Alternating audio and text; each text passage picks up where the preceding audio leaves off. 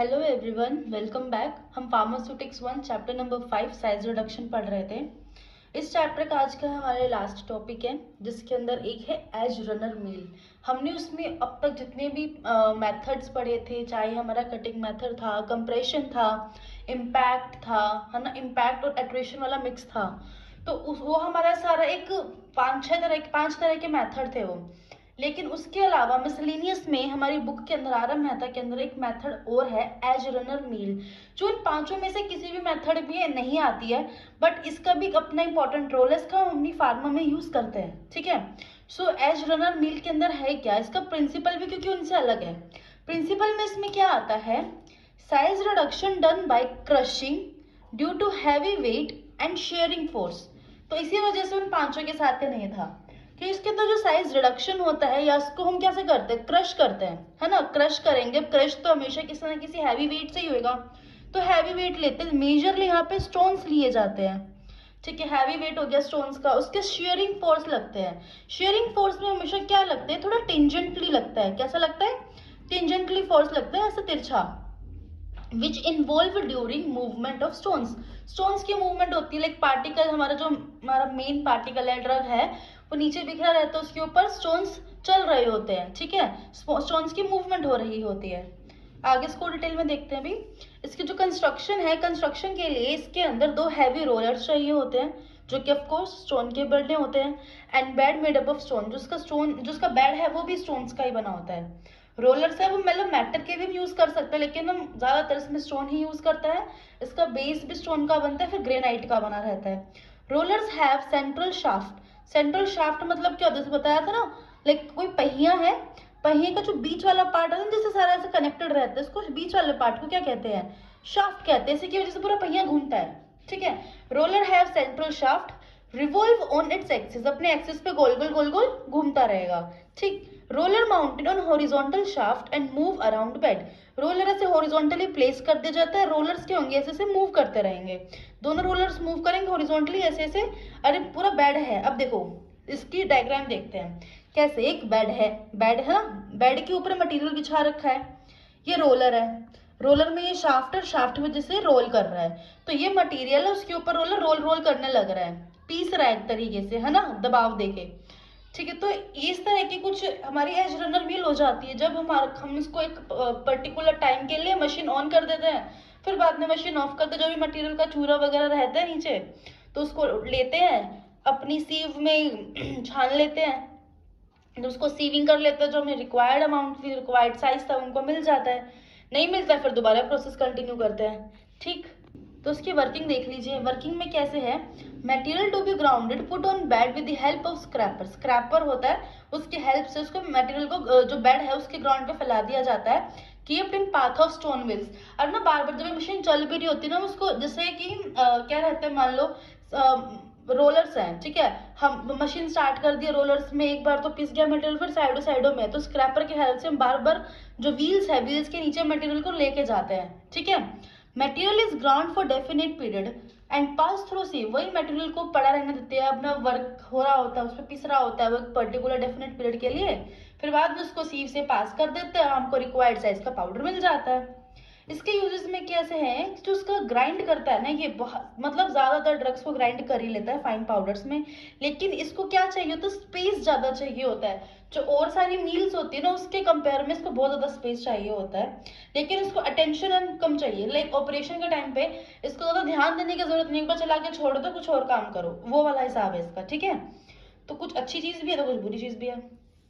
फिर आता है अब कि ना, हम जैसे साइज रिडक्शन हम पढ़ रहे हैं, तो हमें ये कैसे पता चलेगा कि हमें कितना साइज रिड्यूस करना है, डिग्री क्या है, लाइक कितना ज्यादा करना है, कितना कम करना है, तो हमको ये पता कैसे चलता है।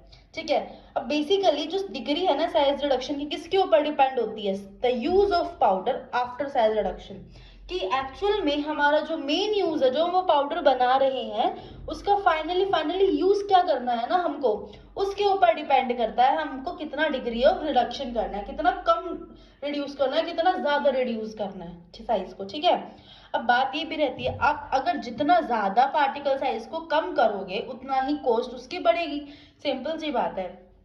आपको पार्टिकल साइज बहुत छोटा करना है, तो उसके लिए आपको कोई भी मील लोगे उसको आपको ज्यादा टाइम के लिए चलाना पड़ेगा, ज्यादा टाइम के लिए उसको पावर देनी पड़ेगी, बिजली का बिल आएगा, है ना। ज्यादा, अब जब ज्यादा चलाओगे तो मशीन भी जल्दी खराब होगी, तो क्या इसलिए बोला गया कॉस्ट ज्यादा पड़ती है, ठीक है, जितना ज्यादा साइज को रिड्यूस करेंगे। Next is drug required to be administered in powders and suspension in mixture reduce to fine powders. अब देखो ड्रग्स अगर हमको चाहे ये जो पाउडर बना रहे हैं फाइनली उसको सस्पेंशन में मिक्स करना है, तो ऑफकोर्स हमको बड़ा फाइन पाउडर चाहिए, क्योंकि जो सस्पेंशन के अंदर अच्छे से मिक्स हो सके, सस्पेंड हो सके उस पूरी प्रिपरेशन के अंदर।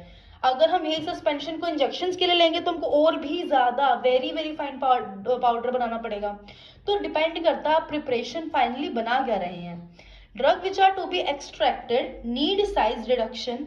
अब देखिए क्या होता है, जो ड्रग्स इनको जिसमें से पार्टिकल्स, जिसमें से एक्टिव कॉन्स्टिट्यूएंट्स को एक्सट्रैक्ट किया जाता है, उनका भी साइज रिडक्शन होता है। उनका साइज रिडक्शन किन किन चीजों के ऊपर डिपेंड करता है वो देखते हैं।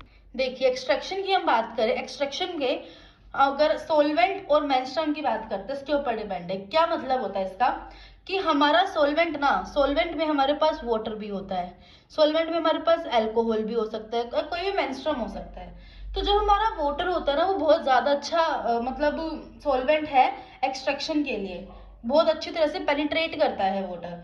अब लेकिन उसके लिए थोड़ा सा हाई साइज चल जाएगा, लेकिन अगर हमें वाटर के अलावा अल्कोहल जैसे अदर सॉल्वेंट्स पे जाना है ना, तो उसके लिए हमको हाई साइज रिडक्शन चाहिए, यानी कि उससे क्या होगा, जब साइज रिडक्शन ज्यादा हो जाएगा ना तो हमारा अल्कोहल या दूसरा मेंस्ट्रुम पेनिट्रेट इजीली कर पाएंगे। ऑफ कोर्स वाटर भी और ज्यादा अच्छा पेनिट्रेट कर पाएगा साइज रिडक्शन हो जाएगा तो। दूसरा आता है ड्रग मेंस्ट्रुम रेशियो, कि मतलब ड्रग कितना है और जो सोलवेंट हमने डाला है ना, मेंस्ट्रुम वाटर अल्कोहल जो भी है वो कितना है। अगर मान लो हमको ड्रग और मेंस्ट्रुम के रेशियो के बनाकर मिलाकर एक वीक प्रिपरेशन तैयार करनी है, ठीक है, तो उसके लिए तुमको कोर्स पाउडर भी, कोर्स ग्रेड ड्रग भी चल जाएगा ना, जो कोर्स पाउडर थोड़ा मोटा पाउडर है वो भी चल जाएगा। लेकिन हम चाहते हैं कि हमको स्ट्रॉन्ग प्रिपरेशन बनानी है, इसकी रेशियो हमको अच्छी रखनी है, स्ट्रॉन्ग रखनी है, तो हमको high degree of size reduction चाहिए होगा, ठीक है।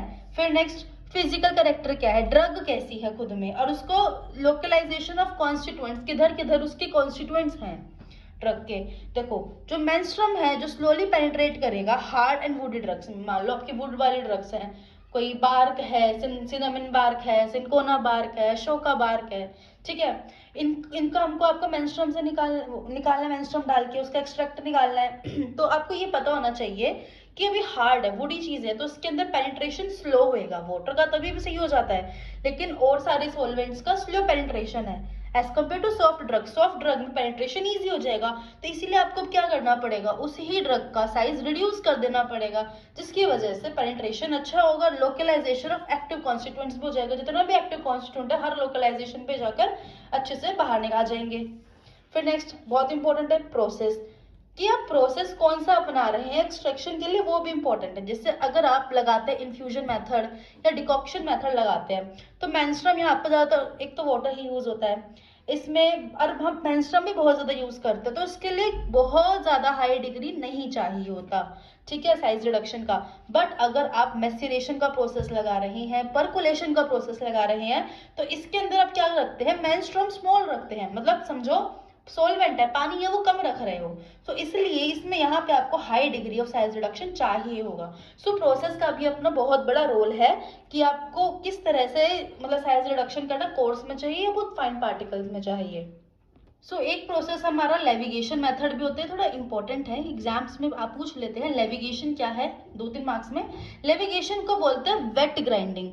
अगर हम एक ड्राई ग्राइंडिंग कर रहे हैं ना, अगर एक हम मतलब मिक्स ग्राइंडिंग करते हैं, जैसे कि पानी डाला, जैसे हम और सारी ड्रग्स थी हमारी, उसको हम क्या कर रहे थे, पहले उसको हमारी एक इसमें यूज में दे रखा था कि पहले उसको ड्राई करना है ना, पहले उसको ड्राई करना है फिर उसको पीसना है। इसमें क्या है, आपको पीसते टाइम पानी यूज कर देना है, तो हमारी वो वेट ग्राइंडिंग हो जाती है, ठीक है। जैसे कि बहुत अच्छा एग्जाम्पल है धनिया, अगर आप जैसे सूखा धनिया लाते हैं, उसको जैसे अपनी मसालदानी में रखते हैं, तो वो हम उसको ड्राई ग्राइंडिंग करनी है, वहां वाटर नहीं डालते। लेकिन अगर हम यहीं पे आप धनिया की पत्ती लाते हैं चटनी बनाने के लिए, तो वहां पे आप उसको वेट ग्राइंडिंग वाले मेथड यूज करते हैं। तो दोनों का है सेम चीज, लेकिन ग्राइंडिंग का प्रोसेस दोनों का डिफरेंट है, ठीक है। अब देखो लेविगेशन में क्या है, इसको हम बोलते हैं, इस प्रोसेस को वेट ग्राइंडिंग बोलते हैं। जो मटेरियल उसको हमें पेस्ट में कन्वर्ट करना होता है, पेस्ट में कन्वर्ट करेंगे तो वाटर की तो हेल्प लगेगी with water. Then grinding paste in mortar, जो हमारा पेस्ट बन जाएगा ना उसको फिर से एक मोटार में उसको ग्राइंड करते जाएंगे यूजिंग फ्लैट हेडेड पेसल, पेसल के अंदर फिर उसको ग्राइंड करेंगे। लार्ज स्केल पे अगर हम बात कर रहे हैं ग्राइंड करने की, तो एक कोलोइडल मील आती है, उसको हम यूज कर सकते हैं इसको ग्राइंड करने के लिए, ठीक है। अब क्या होता है, जो process used to preparation of chalk, calamine, इन सब के प्रोसेस के लिए लेविगेशन मेथड का ही यूज करते हैं, ठीक है। जब लेविगेशन का प्रोसेस हम लगाते हैं तो एक पेस्ट बन जाता है हमारे पास। अब उस पेस्ट के अंदर ना कुछ फाइन पार्टिकल्स भी होते हैं, कुछ कोर्स पार्टिकल्स भी होते हैं। फाइन एकदम छोटे छोटे, कोर्स थोड़े से मोटे पार्टिकल्स होते हैं। सो उनको सेपरेट भी करना होता है। जो उसकी सेपरेशन होती है ना, उस सेपरेशन का भी एक नाम है, क्या नाम है, एलिट्रेशन। क्या नाम है, एलिट्रेशन, ठीक है। अब इस एलिट्रेशन में करते क्या है, in elutriation paste mix with large volume of water, उस पेस्ट के अंदर बहुत सारा पानी डाल देंगे और उसको थोड़ा टाइम के लिए ऐसे छोड़ देंगे, रख देंगे, allow to stand for a short period. अब इस टाइम पे क्या होगा, जो हैवी कोर्स पार्टिकल है, जिन पार्टिकल की डेंसिटी ज्यादा है वो बॉटम में सेटल हो जाएंगी, और जो फाइन पार्टिकल्स है जिसकी डेंसिटी कम है वो अपर लेयर में सस्पेंड हो जाएगी। तो इनको अलग अलग कर लिया, अपर लेयर पोर्ड ऑफ, निकाल लिया अपर लेयर, उस वाले पार्टिकल, उस वाले पार्ट में तो सिर्फ और सिर्फ कोर्स पार्टिकल्स बच जाएंगे आपके जो सेटल हो गए थे। अब जो आपने अपर लेयर निकाली उसको भी हमें थोड़ी देर के लिए रख दिया। अब उसमें क्या होगा, जो फाइन पार्टिकल्स थे ना वो भी थोड़ी थोड़ी देर में सेटल होने लग जाएंगे, लाइक हमको वेट पेस्ट मिल जाएगा। अब उस वेट पेस्ट के अंदर फाइन पार्टिकल्स है, फिर एंड में उसी को ही हम ड्राई कर लेंगे तो फिर हमको ऐसे फाइन पार्टिकल्स मिल जाएगा।